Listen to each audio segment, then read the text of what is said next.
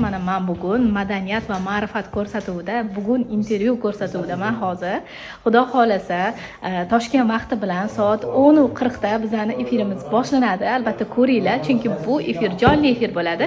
Barcha mavzularimiz ro'zaga aloqador.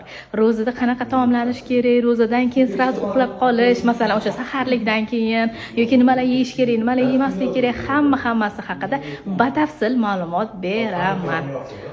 Xurshid opa, Samarqand vaqti ham bo'lishi mumkinmi? Yo'q, endi O'zbekiston. O'zbekiston Toshkent vaqti bilan. Ha, Toshkent vaqti bilan. Shunaqa deylarmi? Toshkent vaqti bilan 10:40 da kutinglar.